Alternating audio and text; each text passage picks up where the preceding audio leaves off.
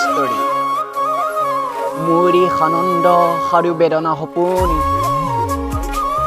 writer এস্কেডেপ type এদিন গধূলি বেলি দুপৰ হৈ আছিল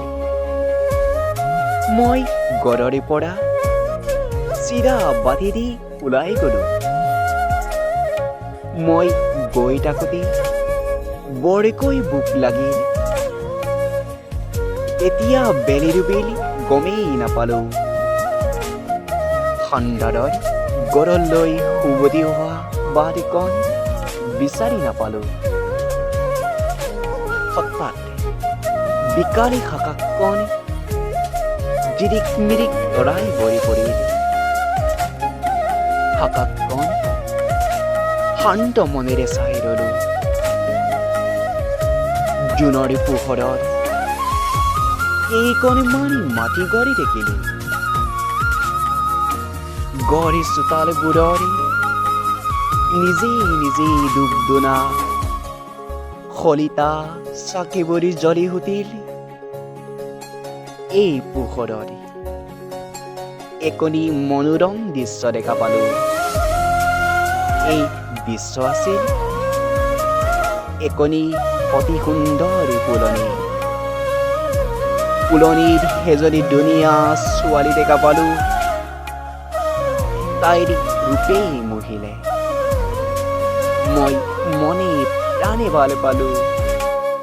প্ৰাণ খুলি মনৰে কথা পাতিলোঁ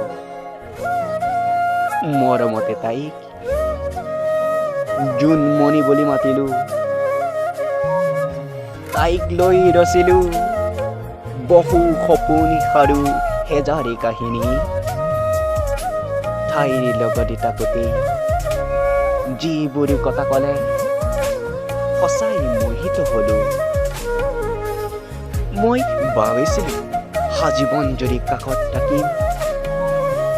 কিন্তু হঠাৎ ৰাতি জোনাক কলা দাহৰে ডাকি দিলে জোন আৰু তৰাবোৰৰ পোহৰ দেখি নোপোৱা হ'ল গড়ে চোতালত নিজেই জ্বলি হোতা শলিতা চাকিবোৰি নুমি গ'ল ঠাণ্ডাৰত সেইটো দেখা নাপালোঁ মই মাতো এই ঠাণ্ডাৰী নিকাৰি জোনক বিচাৰি ফুৰিলোঁ কিন্তু জোনে এবাৰো মাত নিদিলে মোৰ মন বেদনাত পৰিল হলেও মাতুনি ঠাণ্ডাৰী নিকাৰি সৰঙে দৰঙে চিঞৰি ফুৰিলোঁ কেতিয়াবা মাটিৰ খোজতিকাই পৰিছোঁ সাকু হুটি পিনি জোন জোন বুলি চিঞৰি ফুৰিলোঁ